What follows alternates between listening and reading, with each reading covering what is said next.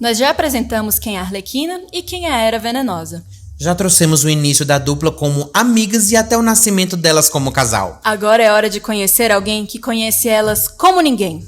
A Adriana Mello. Foi desenhista da série Star Wars Empire Series, na DC Comics trabalhou com Gayle Simone, em Rose and Thorn, na minissérie Homem Borracha e foi capista da revista Aves de Rapina. Durante seu período da série Witchblade, da Top Cow, fez um crossover com o personagem Justiceiro da Marvel Comics, tornando-se a primeira mulher a desenhar o personagem.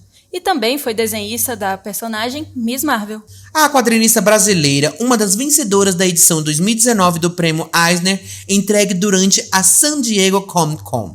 Adriana colaborou em Porto Rico Strong, uma coletânea publicada para levar fundos para as vítimas do furacão Maria, que devastou Porto Rico em 2017 e venceu a categoria Melhor Antologia.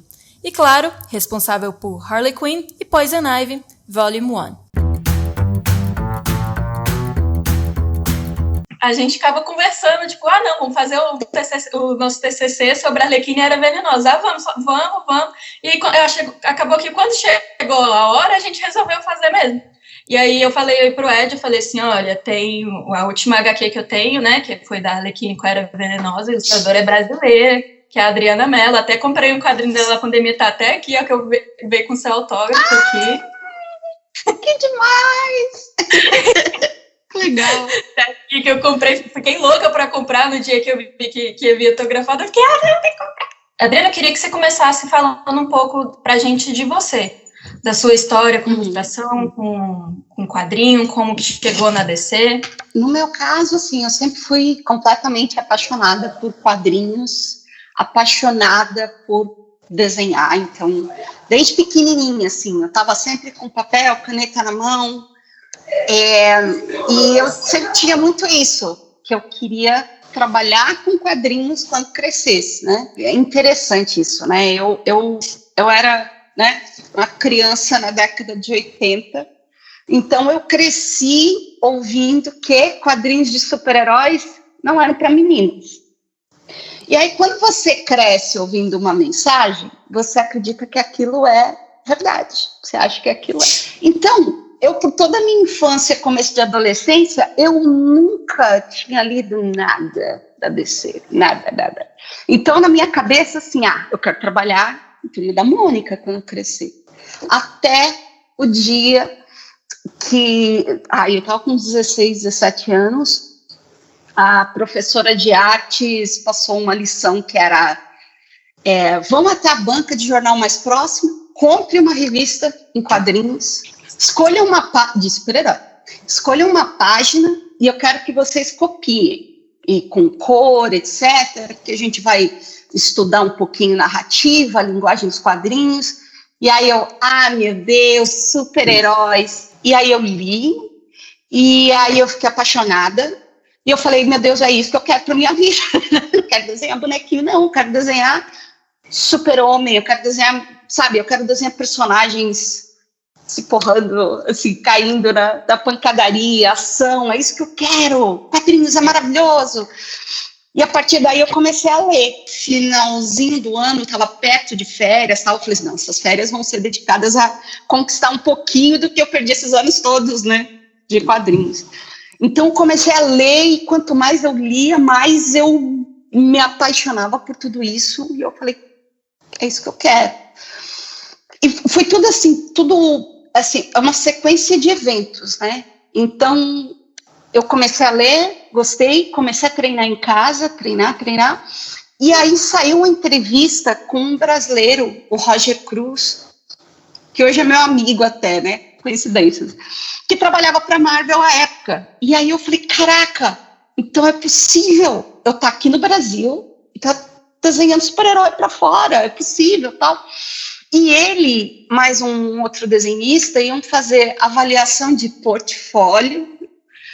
Eu faço assim porque o que eu tinha na mão era um monte de desenho que eu tinha feito em folha de sulfite, papel matricial, não era bem portfólio, né? Numa mini convenção de quadrinhos. E aí, depois dessa avaliação de portfólio, quem eles gostassem mais do trampo, eles iam colocar em contato com o agente deles, Então, seria uma possibilidade de repente trabalhar, né, para o mercado americano e tal. Então, eu juntei tudo que eu tinha. Eu fiz, acho que um desenho da Vampira, do Gambit, que na época eu gostava bastante. Botei isso debaixo do braço. Acho que eu tinha uns 17 anos, mais ou menos. E fui para essa palestra / avaliação de portfólio. E, adivinha, eles gostaram do que eu tinha feito. E no final da palestra, eles me colocaram em contato com o agente deles. Então, meu primeiro passo para esse mundo, que eu não tinha ideia de como seria para quadrinhos, para efetivamente se trabalhar com quadrinhos, foi por causa dessa avaliação de portfólio numa convenção de quadrinhos em São Paulo, entendeu? E aí, a partir daí, eu entrei em contato com a agente deles, ele explicou mais ou menos como é que funcionava essa coisa de se produzir no Brasil e mandar para os Estados Unidos. Ele me deu muita dica, o Elcio de Carvalho, né, à época, o que eu podia melhorar, o que eu podia ajustar, e ele fez o convite, ele falou, olha, o Elcio de Carvalho, olha, eu estou vendo teu material, eu acho que você tem possibilidade, o que você acha de vir para cá todo dia como se fosse um estágio? O Roger Cruz está produzindo material aqui, aí uma série de outros desenhistas, né? Você pode vir, ver, conhecer, né, o dia a dia da produção dos quadrinhos enquanto você treina. E foi basicamente assim, eu indo lá todo santo dia, e vendo os caras receberem os roteiros, produzirem as páginas, irem atrás de referência. Sempre que tinha um tempinho, eles conferiam o meu trampo e davam dicas de anatomia mesmo. Olha, um braço, musculatura, aqui conecta com aqui, você precisa trabalhar nessa parte, narrativa tem que ser mais assim. E assim, eu confesso para vocês que eu acho assim, foi um privilégio muito grande, porque foi um período em que não se existia, no meu tempo, entregar a idade, antes de internet, né? É muito louco, a gente produzia as páginas, eles produziam as páginas fisicamente para mandar via FedEx para os Estados Unidos.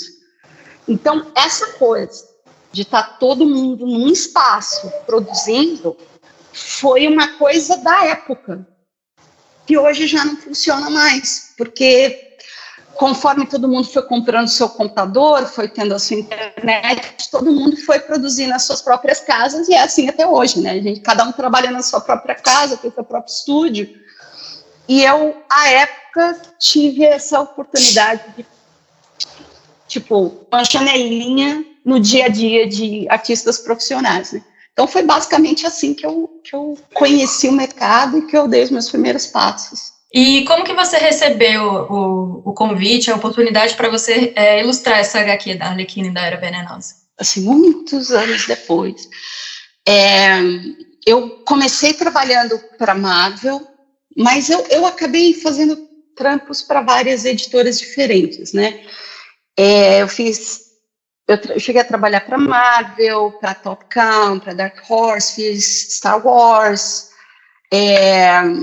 Nossa, eu trabalhei com um monte, fiz o Plastic Man para DC, já tinha trabalhado com a Gayle Simone algumas vezes, assim, decorrer da carreira e tal. A gente fez Birds of Prey juntas, depois a gente fez Plastic Man. Não, ela é incrível, ela é incrível. A gente, inclusive, adoraria poder voltar a trabalhar junto. Vamos lá, DC. Só dá a luz verde, DC. Que a gente adoraria voltar a trabalhar junto. Não com ela, mas com a Jodie Hauser, surgiu a ideia de fazer essa minissérie em conjunto da Arlequina com, né, a Era Venenosa.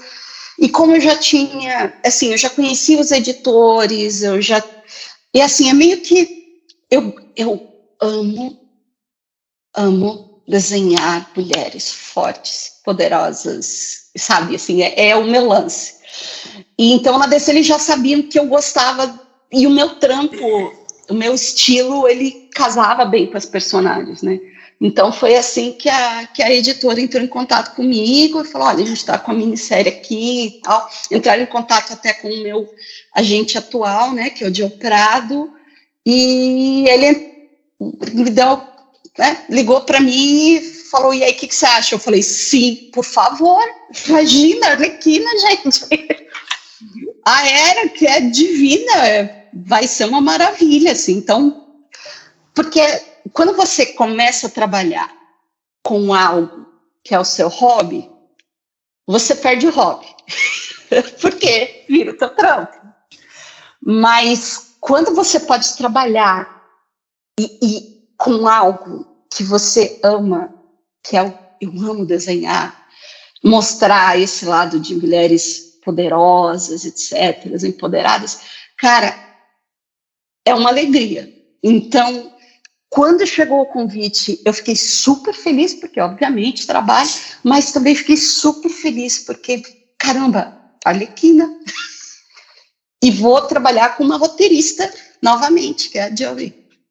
E deixa eu te perguntar, quais foram os principais desafios que você enfrentou no caso de retratar o relacionamento entre as duas personagens e como você lidou com isso? Para mim, eu adoraria que o relacionamento delas tivesse sido até mais aberto e, por mim, elas já teriam saído da minissérie como um casal. Somos um casal, estamos juntas e a editora preferiu ir um pouquinho mais devagar, então aí acabou focando mais na parte da comédia, na parte da aventura e mostrar realmente o bonde, né, a ligação que elas têm antes das duas, assim, de si.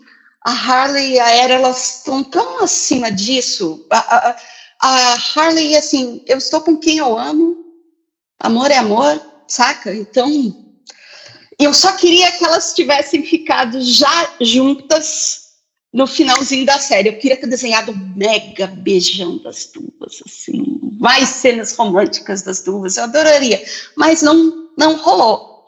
Mas a parte que eu mais gostava na minissérie, e teve alguns momentos assim, é que eu podia retratar as duas assim, no dia a dia, assistindo um filme junto, assistindo Netflix junto, indo no shopping, e aí eu podia falar, ok, que roupa a Arlequina estaria usando indo dar um rolê no shopping? Há algum tempo, né, graças a Deus, as empresas têm procurado desfazer essa tão sexualização das personagens, né? A gente vê isso muito em jogo, né? Tipo, recentemente agora saiu o trailer do Mortal Kombat 1 e já dá para ver, assim, por exemplo, da Kitana, da Mileena, que já tá bem diferente, as roupas que elas usavam dos primeiros pra cá, né? E aí, você encontrou problema na hora de ilustrar a Era e a Arlequina? Não, porque assim, eu acho que é até interessante. Como eu comecei do finalzinho da década de 90, comecinho dos anos 2000, era uma cabeça completamente diferente. O mercado era absolutamente diferente. Então, naquela época, sexualizar a figura feminina era a norma. Era a norma. Então, o foco tinha que ser em mostrar a personagem sendo super gostosona e super... Aquela coisa, o incel. O incel, olha como ela é gostosa. Era a época, funcionava assim. Então, pela minha carreira, assim, eu tive um momento em que essa era a norma.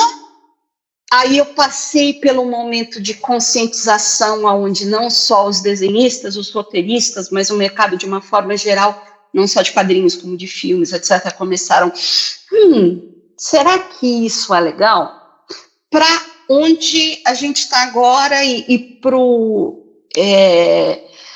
ambiente em que eu trabalhei na minissérie das duas, onde o senso comum hoje vamos colocar o foco na personalidade, vamos colocar o foco no diálogo, no empoderamento dos personagens, ao invés de curvas e enquadramento A, B e C só para mostrar corpo de personagem, né? E assim, eu comecei a trabalhar já com esse novo, digamos assim, essa nova perspectiva da forma de retratar o corpo feminino, não só o corpo feminino, mas a história em geral, os diálogos de uma forma geral. Eu acho que dá para dizer que pelo menos não tem como não ser, né? Eu acho que toda essa era em volta do Me Too Movement, ele começou a mudar muita coisa. E isso acabou chegando até nos quadrinhos também. Então, essa minha experiência de trabalhar numa revista em 2019 já tinha perspectiva de vamos focar narrativa, na história, as páginas que eu adorei desenhar, da Arlequina, aquela página inteira, pancadaria, e ela lutando. A Jodie Hauser, ela colocava no roteiro que a ideia era mostrar como a Harley, quando ela está lutando, ela é fluida, é como se fosse um balé, e como ela dança, e ela pula, e ela é uma ginasta. Então, você vê, o foco, ao invés da forma feminina, o foco era o movimento, era mostrar a personalidade da Arlequina, era mostrar o empoderamento mesmo, saca?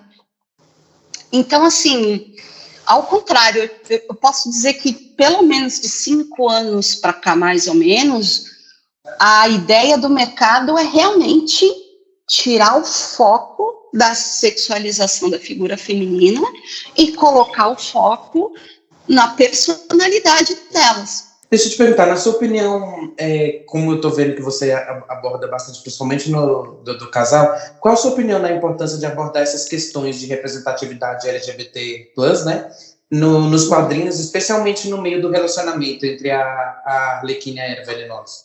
Eu acho importantíssimo. Eu acho que a gente está vivendo agora um momento, finalmente, né, de mudança na percepção de muita coisa, né? As piadas que eu cresci na década de 80, na década de 90, achando que era normal, eu como criança, né, assistindo os Trapalhões, assistindo TV na década de 80 e 90, as piadas eram com mulheres, com gays, as piadas eram com negros, e tá tudo normal, e vamos fazer piada mesmo, não tem problema nisso. Graças aos céus, essas visões nos últimos anos mudaram, né?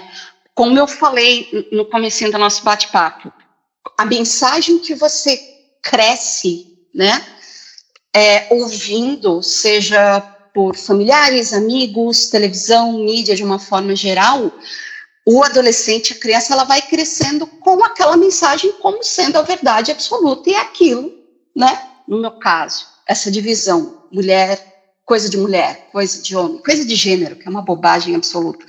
Mas às vezes eu me pego perguntando, poxa, se eu tivesse entrado em contato com quadrinhos desde a minha infância, quadrinho de super-herói, e consumido, e desenhado, e treinado desde a minha infância, como todos os caras que trabalham comigo tiveram essa experiência, será que de repente eu não teria entrado no mercado mais cedo? Será que de repente a minha experiência se eu não tivesse batido nessa muralha do coisas de gênero, né? Então, eu acho, por isso que a representatividade é tão importante. Sexualização feminina. Momento que imagina, adolescente que se acha super bizarra, muito magra, muito gordinha, muito isso, muito aquilo, a gente sempre se acha, a gente sempre tem aquela sensação que não se encaixa. Aí eu lendo X-Men, eu lendo Excalibur, todas as mulheres assim, incríveis, deusas, e cheia de curva, etc. O que me fez apaixonar por quadrinhos foi numa história do Excalibur, que a Lince Negra estava super encanada com o corpo dela, porque ela se achava magra demais. Ela olhava para Rachel Summers, toda linda, né, toda cheia de curvas, e ela olhava para ela e ela se achava inadequada. E eu, adolescente inadequada, eu via aquilo e falava, meu Deus, é minha vida, me achei, ela é igual eu. Aí ela está conversando comigo, nesse lance de se encucada com o próprio corpo. E foi isso que me puxou para os quadrinhos, em descobrir que dentro dos quadrinhos tinham personagens que eram iguais a mim. É essa a importância da representatividade. É para quem está lendo algo e nunca se viu em lugar nenhum, quem está assistindo alguma coisa, chegar naquela mídia e se ver ali dentro. Por isso que eu acho que é tão importante o relacionamento da Arlequina com a Era Venenosa. A Arlequina, ela saiu de um relacionamento hétero com o Coringa, que era extremamente abusivo, era um relacionamento absolutamente horroroso, corrosivo, e ela começou um relacionamento com a Era, não era tóxico, que era o mais importante, independente do gênero, independente de qualquer coisa. O importante é ter um relacionamento que não seja tóxico. E o fato dela ter isso com a Era é deixar esse passado dependente como personagem, dependente da figura do Coringa, se tornar independente, encontrar a importância dela, encontrar uma ressonância para a voz dela. Na Era Venenosa, cara, para mim foi maravilhoso, maravilhoso. E eu acho que é essa a importância. As pessoas têm que consumir mídia e se ver na mídia, seja quadrinho, seja um livro, seja um filme, seja um seriado, para se sentir inclusas e não se sentirem sozinhas. É justamente nessa linha, né, que a gente sempre fala que o nerd, o geek, ele tem sempre um problema, vai atrás de um problema, quer catar picuinha em alguma coisa, né? E aí sempre que tem algo voltado, não apenas essa temática na LGBT, que nem você falou, sobre racismo também, sempre tem alguém reclamando, porque tá destruindo a minha infância, algo assim, né? E a gente queria saber se ao desenvolver essa história, né, você e a Judy, se vocês tiveram, com certeza, assim, pelo que você falou, alguma preocupação específica ao fazer essa representação do relacionamento homoafetivo das duas, justamente considerando essa diversidade do público, né? Eu acho que tanto da Judy, como na minha cabeça também, quando a gente estava trabalhando na minissérie, a nossa ideia era fazer o relacionamento das duas. A gente queria que aquilo fosse da forma mais fluida possível, mais natural possível. Ao invés de ser algo forçado, algo pasteurizado, algo fabricado, a ideia da gente é que fosse realmente fluido. Porque eu tenho certeza, a Jodie, ela também entende dessa forma. O importante são duas pessoas que gostam, que se amam, que se curtem, que têm algum tipo de sintonia, seja a sintonia qual for. Cara, independentemente do gênero, eu acho que, meu Deus, que ano que a gente está, né? Para ainda estar pensando nisso, ainda estar preocupado com isso, né? Mas a preocupação que a gente tinha era só em... são duas pessoas, são dois personagens e a gente quer que essa história seja contada de uma forma fluida. A gente quer mostrar o dia a dia delas, a gente quer mostrar as duas de pijama assistindo Netflix e comendo pipoca no sofá. Não, e assim, você falando da relação das duas, do lado ruim, né, da crítica das pessoas, qual foi, assim, o feedback que você recebeu também, se você lembra, assim, tiveram muitos feedbacks bons, e se você lembra deles, assim, também, que eu vi que você, sem querer, você recebeu muito do Twitter, em fora e tal, mas os positivos, assim, os bons também. Então, eu também tenho eu tenho reações fantásticas. Já tem vários anos a minissérie, mas elas terminam brigadas. Elas têm, vamos dizer assim, tem um desentendimento. E eu lembro de ter recebido no Twitter mesmo, falando em Twitter, né? Muita gente falando, mas não, eu queria que elas tivessem terminado juntas, porque não é para elas brigarem, elas se entendem. Muitas pessoas, assim, super fãs, tanto da Era quanto da Harley, me procuraram. E, a partir daí, eu entrei em contato com um colecionador de arte, de quadrinhos, de pinturas, etc., que absolutamente adora a Arlequina e a Era. E aí ele falou o seguinte: Adriana, você faz desenhos por encomenda? Eu falei, faço, claro. Ele falou, então, eu quero combinar com você assim, eu quero fazer uma sequência de pinturas com tudo que eu queria ter visto na minissérie, mas eu não vi. Você topa fazer? Eu falei, nossa, claro, eu adoro as duas. Isso começou no ano 2000, passaram-se 3 anos, e eu continuo em contato com ele, e pelo menos 3 vezes no ano eu produzo arte para esse colecionador. Eu já pintei a Harley e a Era viajando juntas, eu já pintei as duas se casando, com vestidos de noiva, etc., que era o que ele queria, enfim, foi a encomenda dele, elas em lua de mel, elas passeando pela praia, enfim, ele falou assim, olha, eu quero cenas talvez até inocentes, bobinhas, mas eu quero cenas românticas das duas. Você topa fazer? Por favor, é o que eu mais quero. E até hoje, sempre que eu termino uma dessas pinturas e eu posto em rede social, atrai muita atenção. Então, atenção positiva, sabe? De pessoas que amam os personagens e que torcem pelo relacionamento das duas, né? Tem a parte da reclamação? Tem. Mas também tem toda uma parte maravilhosa de fãs que amam os personagens e amaram a minissérie, a forma que elas foram representadas, né? Então, eu diria que isso é a parte positiva disso tudo para mim. É a parte que fica. É o pessoal que também torceu pelo relacionamento delas e ficou super feliz. E fica super feliz sempre que eu posto alguma coisa das duas juntas, né? Em rede social. Eu acho que um pouco até essa próxima pergunta que eu ia fazer, né? Eu ia perguntar se você acredita que a representação do relacionamento homoafetivo nos quadrinhos tem influência no combate ao preconceito e na promoção da diversidade. Mas você já falou muito disso pra gente agora, né? Sobre como não só as pessoas torcem pelo relacionamento das duas, como agora também tem mais espaço, não só para essas duas personagens, mas para outros, né? Que hoje em dia a gente já tem até a série animada delas, né? E na série animada elas estão juntas. Eu fiquei tão feliz quando saiu a série animada. No começo eu fiquei assim, poxa, mas será? Como é que isso vai...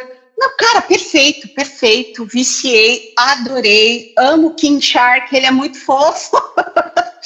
e super funcionou. Funcionou muito bem. E é muito ali do que veio da Amanda Conner, né? Inclusive, ali, as coisas da série Arlequina, né? A Amanda foi uma grande mãe ali pra Arlequina, né? Ela e o Jimmy Palmiotti fizeram... Sim! Pra ela. E eles são maravilhosos, assim. Convenção aqui, a gente está sempre se encontrando. Inclusive, assim, uma das convenções... Ela fez uma das capas variantes da minissérie, né? Uhum. E aí eu pedi para ela fazer um desenho, então ela fez um desenho rapidinho, depois posso até mandar mensagem, fotinho, ela fez um desenho da Harley e da Era, e com um recadinho, assim, então foi muito, e eu acho, assim, 100%, o trampo da Amanda Conner é o que ajudou a formar a Arlequina como personagem, sabe? Pegou o que o Bruce Timm tinha criado, mas quem modelou e deixou, e fez todo mundo se apaixonar por ela, eu acho que foi com o trampo da Amanda Conner.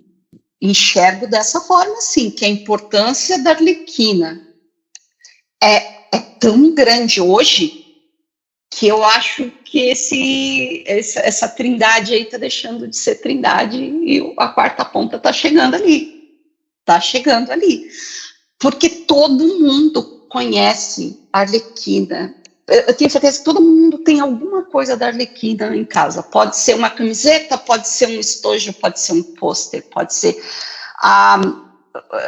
nas convenções que eu vou aqui nos Estados Unidos, o primeiro sketch que todo mundo pede, Arlequina. Quando uma criança chega na mesa, eu estou no Artist Alley, o que todo mundo pede? Quando não é Mulher Maravilha, Arlequina. Então, eu sinto que Arlequina e Mulher Maravilha, em termos de popularidade, por causa da Margot Robbie, está muito isso aqui. Para quem nunca assistiu nada de quadrinhos, nunca leu, nunca consumiu, passou a consumir os filmes, todo mundo se apaixonou pela Arlequina da Margot Robbie. Então, eu vejo que em termos de popularidade, tá Mulher Maravilha aqui e a Arlequina tá aqui, ó. Então, eu concordo com o que você falou, realmente. Seja quem for, torcendo aí que role essa coisa da Arlequina e da Era no cinema.